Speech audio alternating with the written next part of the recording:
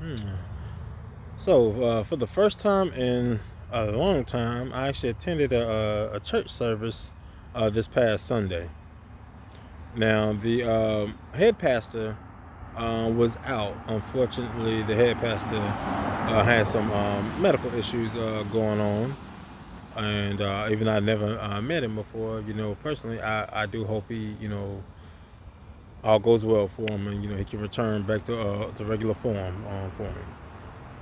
Um, I won't name this the church because I'm not looking to bash anybody or any church at all. So this is not a bashing. So don't take this as this way. But pastors, I kind of challenge you guys. I'm not saying all pastors are not doing a good job, because some of you guys are awesome. But I challenge you all to really get into the heart of whatever you are preaching. And like, not that I lead a crazy life, because I don't. I'm pretty simple and laid back. But I mean, I felt nothing from that service at all. And I don't like show pony preachers. The guys that dance all over the place like they're, James Brown and like, all that ain't necessary, man. Come on, chill out. But um, I do harp on to learning more of what I don't know, or a better understanding of something that I may already know. And I got nothing from that at all. Um, and I challenge pastors not only to, get more into the heart of the matter of what you're preaching, but at the end of the day, I mean, if somebody in the congregation that's struggling with something, you know, have them, okay, you don't necessarily have control over how they feel, but at the same time, because you're in that leadership position, a lot of what you say can move that individual. And I honestly couldn't see anybody that may have felt convicted about something that they're doing, that they want to make a change in their life and, live better, get closer to the Lord. And I challenge pastors to really, by the end of your sermon, have somebody feeling convicted. Like, man, you know what? I do need to stop doing this. Or I do need to stop doing that. I do need to stop watching, things online of a X-rated nature. Can't say the word because a lot of these services that stream, they don't like you to say the word. But if you know, common sense. Um, well, whatever your vice may be, everybody has different vices. But you know, stop being afraid to talk about sin and preach against it. I'm seeing less and less of that as I watch other services, because I typically watch them online rather than going in person. But this time I did go in person, and quit being afraid of losing members, or in some cases losing money. Let's keep it real. Like, you're an overseer and you have an obligation to serve the Lord as that overseer. Are you gonna be able to bring everybody closer to God? No, because at the end of the day, we all have free will, and you can lead a horse to water, but you can't make the horse drink. We all know that. But at the same time, like, a lot of y'all are soft. And I'm just keeping it real. A lot of y'all are weak when it comes to tackling issues like that, or things that, I'm a Christian, but things that we as Christians shouldn't be participating in, but yet you're having festivities to do it. Man, it's sad to me, because I mean, sometimes I really sit and think about this stuff, and I'm like, man, some of these pastors out here, they are doing a good job, but then you have other ones, they straight up serving up people to go to hell on a freaking platter, just serving them up. because they're not teaching them properly. They're not teaching them right. But then when you do come across the pastor that is teaching you right, oh man, they too hard. They got too many rules. Nah, I can't do all that. I go back to this other church where they play nice. Playing nice. Play with God if you want to. You can do that. All I'm saying is I live in Florida where it gets hot. So I know if I can't handle this Florida sun at its hottest days in the summer, I sure as heck can't handle hell at all. And I don't want to handle hell. Especially from the vision that I saw of it. No.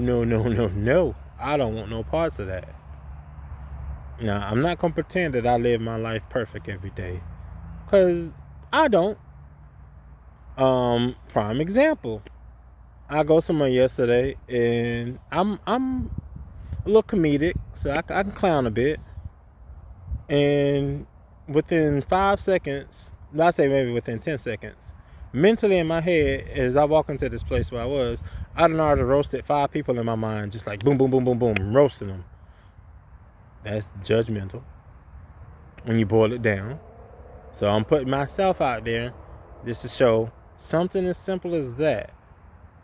Yeah, I got to ask for forgiveness for.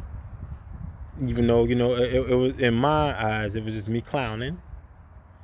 Or, me walking past, a woman, and some of y'all anatomies definitely catch my attention. I put it that way to keep it PG. And so when I'm looking upon you, that's lusting. Because yes, my mind will shift there sometimes. And sometimes it won't shift there. Even though I can say, well, dang, she fine. Well, and I can just keep it moving.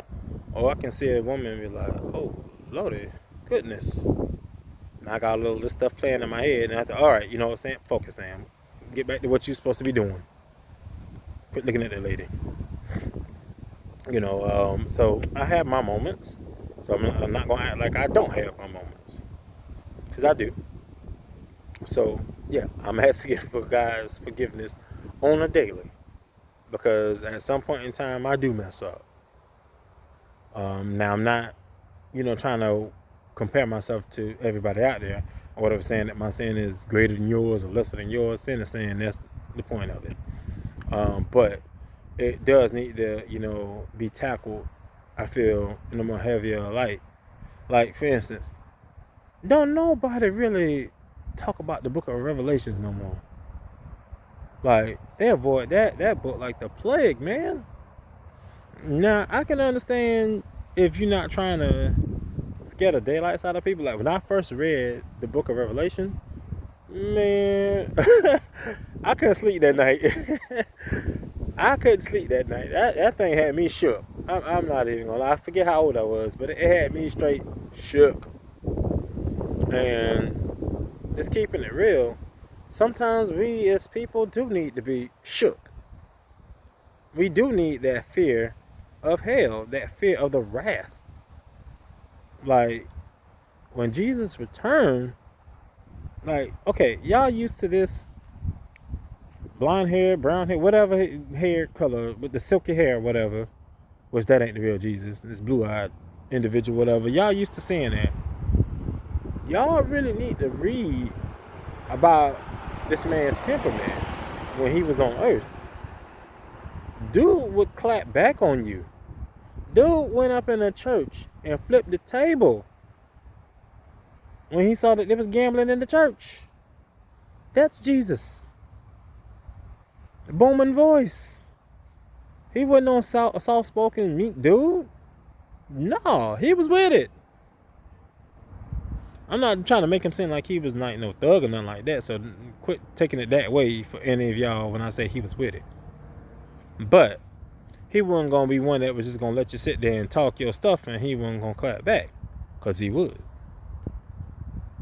But the point is, when he returned, it is not going to be anything nice at all.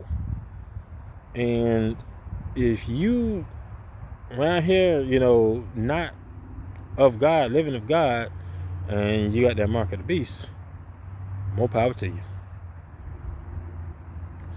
it's gonna get ugly real quick. I mean, think about this here. And you don't have to leave a comment if you don't feel comfortable. But if you do feel comfortable, please do so. Based on the way you lived your life this last week. So going 7 days from now up until present.